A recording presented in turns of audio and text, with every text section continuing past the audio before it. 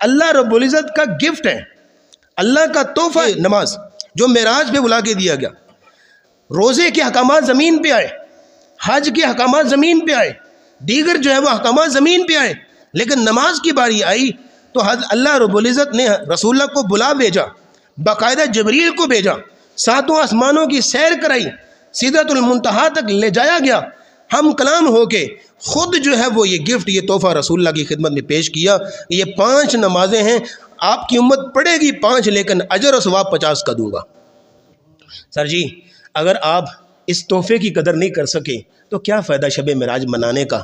اگر آپ اس تحفے کی قدر ہی نہیں کر سکے تو کیا فائدہ جو ہے وہ میٹھی چیزیں محلے میں بانٹنے کا؟ کیا فائدہ؟ یہ اپنے جس تحفے کی قدر ہی نہیں کی۔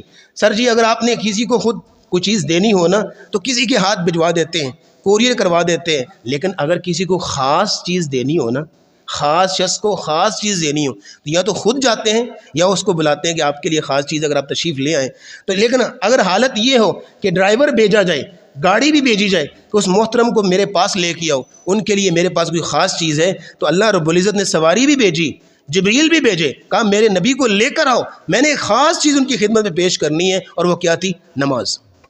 لیکن اس تحفے کی ہم نے کیا قدر کی؟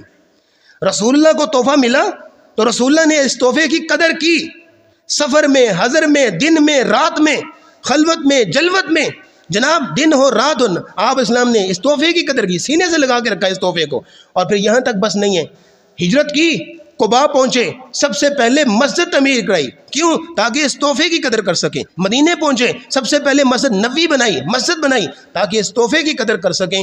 اس تحفے کی قدر اس انداز سے کی، نبی اسلام نے یہاں تک کہہ دیا حبب الی من الدنیا والنساء والطیب وجعل قرۃ عینی فی الصلاۃ، اس دنیا کے مال میں سب سے زیادہ مجھے محبوب ہے میری بیویاں ہیں، اور دوسرے نمبر پہ آپ نے فرمایا خوشبو مجھے بڑی اچھی لگتی ہے، اور بیویوں سے محبت ہے، خوشبو بڑی اچھی لگتی ہے، لیکن وجعل قرۃ عینی فی الصلاۃ، جہاں تک نماز کا تعلق ہے تو وہ تو میرے رب کا تحفہ ہے، وہ تو میری آنکھوں کی ٹھنڈک ہے، نماز میری آنکھوں کی ٹھنڈک ہے۔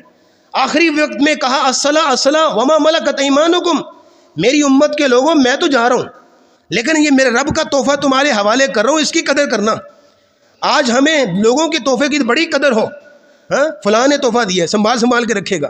عورت جو ہے نا اپنے جہیز کے سامان کی بڑی قدر کرتی، میرے اماں نے دی ہے، میرے ابا نے دی ہے، یہ میرے بھائی نے دی ہے، سنبھال کے رکھے گی۔ لوگوں کے تحفے کی جو قدر ہے، اللہ کا جو تحفہ ہے، اللہ کا جو گفٹ ہے، اس کی قدر کتنی ہے؟